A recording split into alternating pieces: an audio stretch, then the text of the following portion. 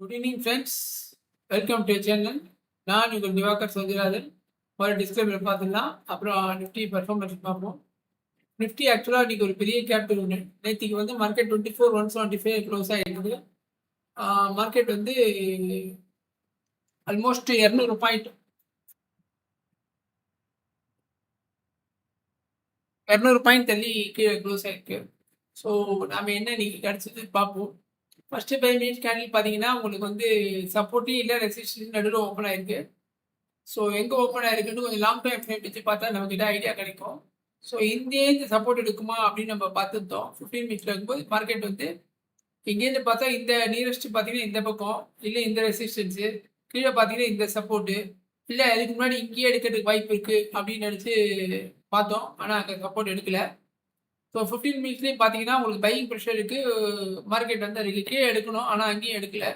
So அங்கேயும் நமக்கு வந்து ஒரு கிடைக்கல சப்போர்ட் சைடு. ஸோ கரெக்டாக அதே மாதிரி நம்மளோட 1 ஹவர் சாப்பிட்றது சப்போர்ட் ரெசிஸ்டன்ஸ் வந்துருப்போம். அந்த இடத்துல தான் வந்து மார்க்கெட் வந்து கரெக்டாக உங்களுக்கு வந்து சப்போர்ட் எடுத்துட்டு அதுக்கப்புறம் கீழே க்ளோஸே வைக்கல. ஸோ நம்ம இந்த இடத்துல தைரியமாக எடுக்கணும். சரி, இல்லை எவ்வளோ தூரம் எடுப்போம், ரீடெஸ்ட் மார்க்கெட் திருப்பி கீழே வரக்கூடாது அப்படின்னு எடுத்தோன்னா அட்லீஸ்ட் இந்த ஸ்டேஜில் எடுக்கலாம். இந்த 10.55 கேண்டில் நம்ம எடுக்கலாம். 10.55 கேண்டில் வந்து இந்த 23,900 நம்ம பார்த்துருப்போம். 23,900 வந்து கால் ஆப்ஷன் பார்த்தீங்கன்னா 10.55 எங்கே இருக்கு பாருங்க. 10.55 இங்கே தான். ஸோ 123 உங்களோட ஷாப் லாஸ் பார்த்தீங்கன்னா 103, 20 பாயிண்ட் ஷாப் loss. Okay, option 20 point okay, தப்பு இல்லை. 1500 தான் தப்பு இல்லை. ஸோ அதுக்கப்புறம் நீங்கள் எடுத்தீங்கன்னா ஷாப் லாஸ் இதுக்கு கீழே சப்போர்ட்டில் இருக்கிறனால இவ்வளோ பெரிய செல்லரை பற்றி நம்ம பயப்பட வேண்டாம். நம்ம ஏற்கனவே சொல்லியிருக்கோம், செல்லர் வந்து ரெசிஸ்டன்ஸ் தான் ஸ்ட்ராங்கு, சப்போர்ட்டில் ஸ்ட்ராங் இல்லை. அதனால இதை பற்றி நம்ம பயப்பட வேண்டிய அவசியம் இல்லை. அங்கேருந்து மார்க்கெட் வந்து உங்களுக்கு கொஞ்சம் கொஞ்சமாக கன்சால்டேட் ஆகிட்டு இருக்கு, அக்யூமுலேட் ஆகி மேலே போகுது. இதுதான் அக்யூமுலேஷன் ஃபேஸ்ன்னு சொல்லுவோம். நம்ம ஏற்கனவே சொல்லியிருக்கோம், சப்போர்ட் சைடில் மார்க்கெட் வந்து உங்களுக்கு இந்த மாதிரி கன்சால்டேட் ஆகிடுதுன்னா இதே பேர் அக்யூமுலேஷன் ஃபேஸ்ன்னு சொல்லுவாங்க. மார்க்கெட்டை மேலே தூக்கி போயிடுவாங்க, ஏன்னா இன்ஸ்டியூஷன் போய் பண்ணுவாங்க. இதே மேலே ஆச்சுன்னா மார்க்கெட்டை ஸ்டாக்கை கொஞ்சம் கொஞ்சமாக நம்மள மாதிரி ரீட்டெயிலர்ஸ் எடுத்துட்டாங்க, நம்ம வெயிட்டு தாங்காமல் கீழே சொல்லுவோம். ஸோ இது சப்போர்ட், நல்ல சப்போர்ட்டு. கிட்டத்தட்ட 10-20க்கு அப்புறம் இந்த கேண்டீனை உடச்சி கீழே முடியல. ஸோ நமக்கு கன்ஃபர்மேஷன் 10.55. ஸோ நம்ம சொன்ன மாதிரி அந்த இடத்துல 23,900 கால் ஆப்ஷன் எடுத்துருந்தாங்க. 119 ரூபா எடுத்துருந்தாங்கன்னா நம்மளோட டார்கெட் எங்கன்னா, நம்ம எப்பவுமே டார்கெட் வந்து ஸ்பாட்டில் தான் வைக்கணும், ப்ரீமியம் வைக்க முடியாது. நம்மளோட டார்கெட் இங்கே தான் மார்க்கெட் ரிவர்ஸ் ஆச்சு. ஸோ இதுதான் நம்மளோட டார்கெட். கரெக்டாக இங்கே வந்துருக்கு. எத்தனை மணிக்கு? 11:40. 11:40க்கு எங்கே இருக்குது பாருங்கள். இது ஆல்மோஸ்ட் 140. So 20 point. ஸோ இது இன்னைக்கு எடுத்த ஒரு ட்ரேடு. ஆனால் ரொம்ப கஷ்டப்பட்டு தான் எடுத்தோம். ஏன்னா எடுக்கணுமே எடுத்தோம். இந்த மாதிரி ஒரு கேரண்டினா எடுக்க வேண்டிய அவசியம் இல்லை. பட் சப்போர்ட்டில் இருக்கிறதுனால நம்ம தைரியமாக எடுத்தோம், வேறு எதுவும் இல்லை. அடுத்தது பார்த்தீங்கன்னா, இந்த மாதிரி மார்க்கெட் கேப் டவுனாக இருக்கும்போது நம்ம வந்து செல் சைடு தான் அதிகமாக ஃபோக்கஸ் பண்ணணும். சப்போஸ் இது இல்லை எனக்கு பயமாக இருக்குது, எடுக்கிறதுக்கு பயமாக இருக்குது அப்படின்னா நாம் வந்து செல் சைடில் தைரியமாக ஃபோக்கஸ் பண்ணலாம். ஸோ அப்போ எப்படி ஃபோக்கஸ் பண்ணலாம் அப்படின்னா, இந்த மாதிரி ஒரு 5 மினிட்ஸோ 15 மினிட்ஸோ உடச்சிட்டு மார்க்கெட் இதுக்கு மேலே கேப் அப் வைக்கிறதா, மீன் இதுக்கு மேலே உங்களுக்கு வந்து மார்க்கெட் க்ளோஸ் வைக்கிறதா, வச்சு ஒரு ரீடெஸ்ட் எடுக்குதா அப்படின்னு பார்ப்போம். ஸோ மார்க்கெட் வந்து இங்கேயும் வந்து ட்ராவல் ஆன மார்க்கெட் இந்த கிட்டத்தட்ட 150 வரையும் இவ்வளோ தூரம் வந்தது. ஆனால் அதுக்கப்புறம் பார்த்தீங்கன்னா அதால் வந்து மேலே போக முடியல. ஏன்னா இங்கே வந்து 24,900 நல்ல ஸ்ட்ராங் உங்களுக்கு ரெசிஸ்டன்ஸ் இருக்கும். நீங்கள் ஓய் பார்த்துருந்தீங்கன்னா உங்களுக்கு தெரிஞ்சிருக்கும். ஸோ மார்க்கெட் அங்கேருந்து ரெசிஸ்டன்ஸ் இருக்குது. ஸோ அந்த இடத்துல பார்த்தீங்கன்னா மார்க்கெட் வந்து உடனே ஒரு செல் கேண்டில் இருக்குது. ஸோ இந்த இடத்துல நம்ம என்ன பண்ணலாம், தைரியமாக செல்லர் ஸ்ட்ராங், எப்படி நம்ம இந்த இடத்துல பையர் ஸ்ட்ராங்னு சொன்னோமோ அந்த மாதிரி இந்த இடத்துல செல்லர் ஸ்ட்ராங் தைரியமாக நம்ம எடுத்துக்கலாம். இந்த இடத்துல வந்து ஒரு புட் ஆப்ஷன் எத்தனை மணிக்கு இது? 1:55 23,900 புட் ஆப்ஷன்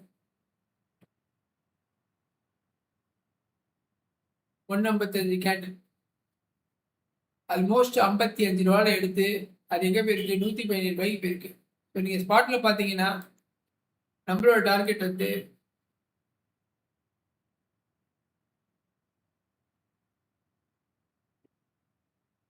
இதான் நம்மளோட ஓப்பனிங். அடுத்தது வந்து மார்க்கெட் உடஞ்சி இருந்துச்சுன்னா கரெக்டாக நம்மளோட இதுக்கு வந்துட்டு நிறுத்திடணும், நம்மளோட சப்போர்ட் வந்து நிறுத்திடணும். ஸோ அதுதான் மார்க்கெட் நடந்திருக்கு. ஸோ இன்னைக்கு இந்த 2 ட்ரெண்ட் கிடைச்சிருக்கு. சப்போஸ் நமக்கு பை சைடில் பயமாக இருந்து எடுக்க மாட்டோம், ஏன்னா மார்க்கெட் வந்து டவுன் சைடு ஆப்போசிட்டாக ட்ரெண்ட் எடுக்க மாட்டான் நான் இந்த சப்போர்ட்டிவ்ஸ்லாம் பயமா இருக்கு அப்படின்னா, கண்டிப்பா செல் சைட் நீங்க எடுக்கலாம்.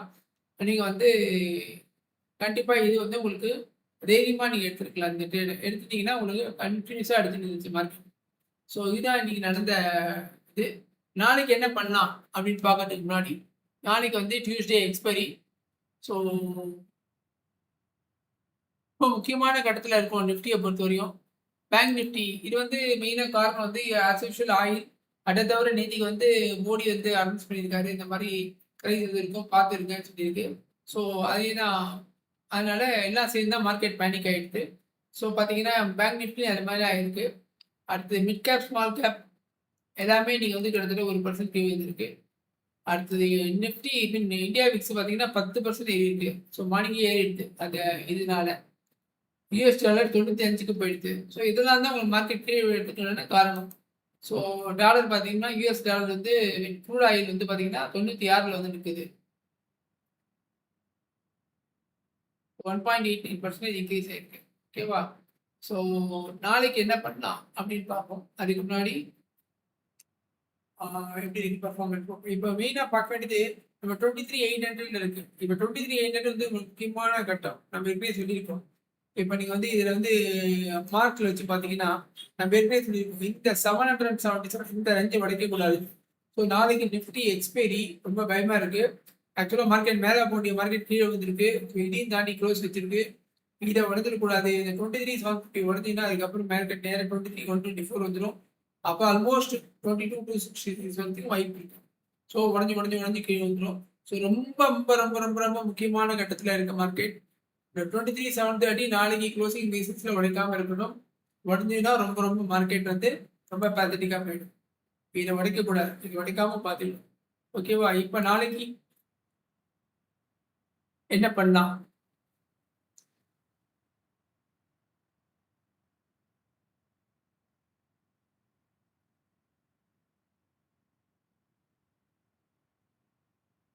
ஸோ ஃபர்ஸ்ட் டே இப்போ இதை எடுத்துக்கலாம்.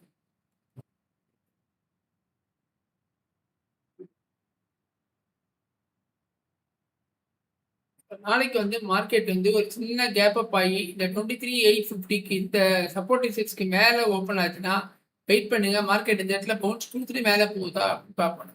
இந்த நடுவில் எங்கே ஓப்பன் ஆனாலும் கீழே வந்துட்டு பவுன்ஸ் கொடுத்துட்டு மேலே போகுதான்னு வெயிட் பண்ணும். சப்போஸ் உடச்சிது அப்படின்னா நம்ம கண்டிப்பாக கீழே விழுந்துடும். ஏன்னா இவ்வளோ தூரம் உடஞ்ச மார்க்கெட்டு 3க்கு மேலே வரல. அந்த நேரத்தில் ஒரு ப்ராஃபிட் புக்கிங் நடந்திருக்கு. மார்க்கெட் முடிஞ்சு போச்சு. அதனால நிறைய பேர் எழுதுறதுனால மார்க்கெட் கீழே வந்திருக்கு. அதர்வைஸ் மார்க்கெட் இன்னும் கீழே தான் விழும். ஸோ அதனால வந்து இது வந்து ஒரு சப்போர்ட்டாக எடுத்துக்கலாம். என்னதான் டெய்லினாலும் இங்கே நாளைய பொறுத்தவரையும் இந்த சப்போர்ட்டை உடச்சிச்சுன்னா மார்க்கெட் வந்து அதோட 21,550 வரையும் போகிறதுக்கு வாய்ப்பு இருக்கு. ஆனால் நாம இங்கே டேல பார்த்துருக்கோம். இந்த 23,750 இந்த ரேஞ்சுனா உடையக்கூடாது. இந்த ரேஞ்சுனா உடையக்கூடாது.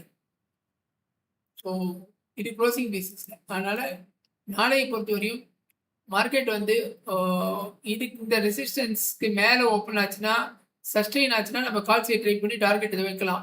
இல்லை மார்க்கெட் இந்த இடத்துல ஓப்பன் ஆச்சு, ஒரு கேப் அப் ஓப்பன் ஆச்சுன்னா இங்கே புட் ஆப்ஷன் ட்ரை பண்ணி பிரேக் டவுன் ஆகிடுது, மேலே போகல, மார்க்கெட்டு கீழே வந்துச்சு, ஒரு ப்ரைஸ் ஆக்ஷனை கன்ஃபார்ம் பண்ணால் புட் ஆப்ஷன் ட்ரை பண்ணி இது எடுக்கலாம்.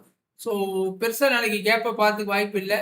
மார்க்கெட் வந்து இப்போ நிஃப்டி இது பார்த்தீங்கன்னா நிஃப்டி பார்த்தீங்கன்னா பெருசாக போன மாதிரி தெரில. அங்கே தான் சுற்றிட்டு இருக்கு.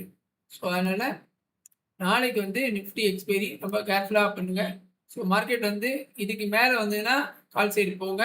இதுக்கு கீழே வந்ததுன்னா புட் சைடு, இல்லை இந்த இடத்துல வந்தால் புட் சைடு. எப்போவுமே லெவல்ஸில் ப்ளே பண்ணுவோம். அதான் நமக்கு சேஃபாக இருக்கும்.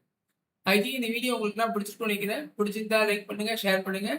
சேனலை சப்ஸ்கிரைப் பண்ணாதவங்க சப்ஸ்கிரைப் பண்ணுங்கள். கமெண்ட்ஸாக மறக்காமல் பண்ணுங்கள். Thank you friends.